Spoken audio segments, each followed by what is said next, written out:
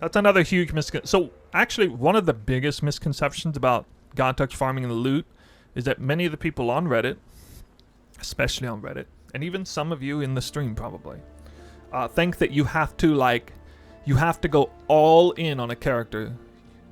At the very least, I'm sure I've convinced people at the very least that it's possible to invest enormous amounts of currency and to get huge amounts of currencies back to the point where calling in a magnifying color is completely pointless, not efficient at all. I would like to think that 100% of you guys would agree that there's no reason for me to pause the game that I'm doing if I see a currency God Touch and to call in a TFT farmer. They're not going to get that much more loot to make it worth pulling out. Since I have 56% quant, 625% rarity, they can have higher stats than that, but it's not going to make it that big of a difference.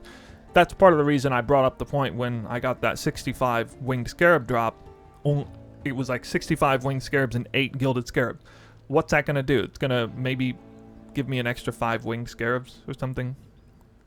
So I would like to think that's at least we can agree on that. So in other words, we can agree that it is possible to build a character that is highly efficient clearing, farming and clearing, and that to the extent by which it's no longer prudent to pour it out of the map and invite a magic find caller. This was a statement I was making a long time ago, and a lot of people didn't believe me before.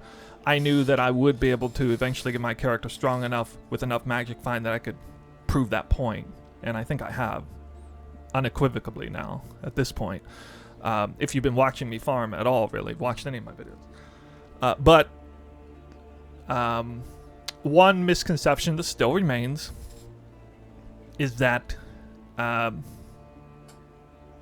it requires a multi-mirrored character. In order to even like make decent currency God Touch farming, you need to have like multiple mirrors. You have to be running tornado shot. You have to be, this ascendancy, that ascendancy. That you have to have basically a mirrored copy of my character. That's not true at all. There's plenty of people here in my Discord. They're running completely different characters. They're running a kind of class that they want. All they did is they subbed out like 4 pieces. But between the flasks and the gear, they subbed out 3 or 4 pieces. They're throwing in polished or gilded reliquary scarabs. They're doing God Touch farming, and they're finding 5, 10, even up to 20 divine orbs per explosion with a fairly minimal amount of magic find stats. So here's how it is.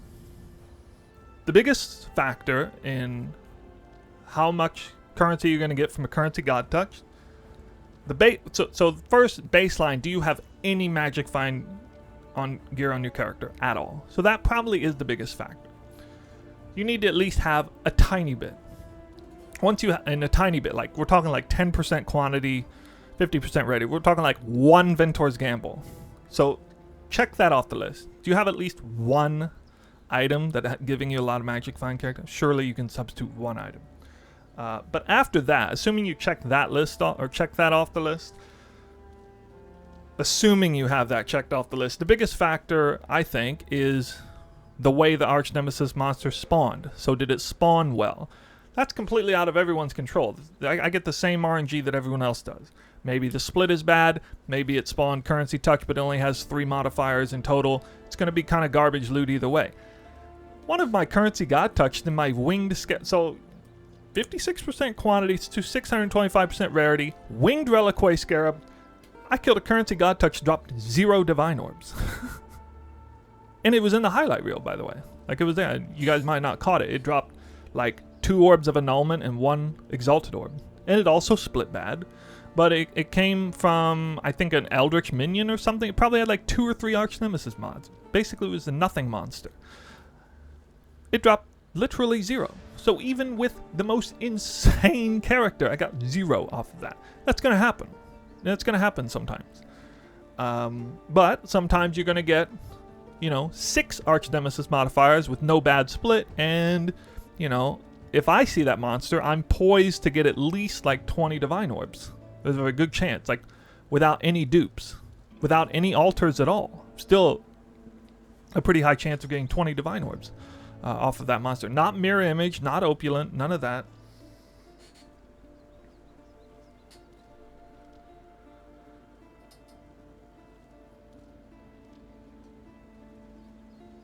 Yeah, so the RNG of the monster spawning mods itself is actually the biggest factor. The second biggest factor is Reliquary Scarab. That has much more impact than the magic find, the amount of magic find you have on gear. Again, assuming you checked off the list, you have at least a tiny bit of magic find gear on. So there you go. Like, first, it's the Arch Nemesis spawn, mod spawn. That's the biggest factor. Second biggest factor is Reliquary Scarab. Are you using a Reliquary Scarab? Because if you're not using a Reliquary Scarab, that's a huge difference than using even a polished one. So polished Reliquary Scarab says, what does it say? Can I not have but a moment's respite? 100% more unique items found in the area. I'm pretty sure that as everything is calculated, this Scarab results in way more than 100% more uniques, than doubling the amount of uniques you get. Because the way Magic Find is calculated in and then combined with this Scarab, I'm pretty sure that it has some kind of multiplicative effect. In other words, it might actually be like 4 or 5 times the number of uniques to get converted. Because maybe the rarity you're getting is cranking up the chance of it going unique, but it just doesn't quite meet the threshold, or there's a certain threshold of rolls it has to meet to hit it. But when you throw the Scarab in, it just puts a whole bunch of items over that threshold, and then they turn unique. I don't know for sure if that's the way it works. It certainly seems that's the way it works, based on, the enormous impact that using a Reliquary Scarab has. That's another huge misconception I think a lot of people have. And again, I'm not 100% sure on this, but I sure as hell have tested a lot of different things, so you can take my word for it, I assume, on that. And then the third biggest factor is the one that everyone thinks is the biggest factor, and that is how much Magic Find stats do you have? Because you gotta have, like, huge Magic Find. Like, there's a lot of people who look at my gear with these stats, and they think that, what are you doing? You're not wearing Greed's Embrace. What are you doing? You're not wearing Sedima's Touch. It's not even a real Magic Find character. You should be doing way more than this. Now, I know better than that, because I've been playing the game long enough and tested a lot of different things. But that's a big misconception. You don't need every single piece to have maximum Magic Find. You don't need to be running the aesthetic with a normal quiver and a magic helmet.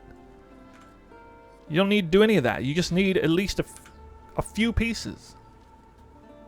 I think a nice benchmark, I've mentioned this before, I think a nice benchmark is Goldworm Boots, Ventor's Gamble, just one, by the way, not two, Gold Flask. That's the baseline, in my opinion. That gives you, something like up to 30% increased quantity and close to 200% increased rarity. Assuming it's like an alchemist gold flask. Beyond that, you can be looking at the second Ventor's Gamble, potentially, but I know some people can't do that with their build. They need to have like minus mana cost in their ring. I get that. You could be looking at doing the aesthetic setup, but that's a huge power loss. I don't really recommend it. You could be looking at the Divination Distillate Petrified Blood setup. That you have to sacrifice links to do that, so I understand not a lot of people can do that either. But just about everyone can substitute one flask, one ring, and their boots. Just about everyone. A lot of people don't like substituting their boots because, oh my god, what about, Tailwind and Onslaught and Elusive and Action Speed and... Dude, those are all quality of life. They're not actually making your build work. They're just quality of life. Like, it's not that big of a deal to get boots that only have 10% movement speed. Obviously, if you haven't corrupted, it's nice, but... Can I not have but a moment? 20% increased quantity of items found is pretty huge.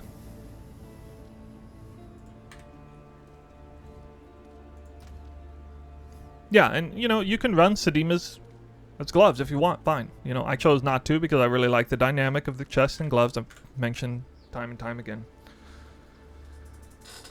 But anyway, this is just a huge misconception people have. Number one is the number one greatest factor into how many divine orbs are going to drop off of a given monster is how did the monster spawn with his arch nemesis modifiers. Not just in terms of bad splits, but also in terms of number of modifiers it spawns with. There's a huge impact. There's a humongous difference between an arch nemesis monster, a Solaris. Give me 2 Solaris touch monsters. One of them has 3 Archnem mods. The other has 6 Archnem mods. I'm saying, with me and my gear, that's the difference between like 2 Divine Orbs and 22 Divine Orbs. Okay? That's the difference. 2 Divine Orbs versus 22 Divine Orbs. That is the kind of difference that we're looking at. Even if both of those split well. A lot of people don't know that. They have no idea it's like that. And then the second biggest factor is the Reliquary Scarab. So let's say I run into both of those same 2 Solaris touch monsters. Let's say I have 0, so I run into a triple Archnem mod Solaris touched minion with no Reliquary Scarab. With all my magic find that I have on gear, probably going to get 0 to 1 Divine Orbs off of that monster. The 6 modded Archnem monster, we're talking like premium Arch Nemesis setup, not mirrored image, not opulent, just generic 6 mod premium setup. No Reliquary Scarab. With the magic find setup that I have, probably still looking maybe 3 to 5 Divine Orbs, maybe. Probably more like 2 to 4 actually. But if I put a Gilded Reliquary Scarab in there, that goes all the way up to like 10 to 20 on the second one, and on the first one it's still 2 or 3 or 4 on the little 3 monster. So these are all things so many people don't understand. They don't know about that. That's one of the nice things about my Discord is we're able to talk these things through. People can share their experiences. Say, oh, I was using this scarab. This is the kind of results I get. Oh, I have this kind of quantity and rarity. These are the results I get. Oh, I have the showcase of this monster drop this. Here's the Arch Nemesis mods it had, And we're able to kind of cross-reference all this information over and over and over and over again. Able to and of course, own personal player experience. We can pretty well determine, to get some pretty accurate expectations of what we're going to see.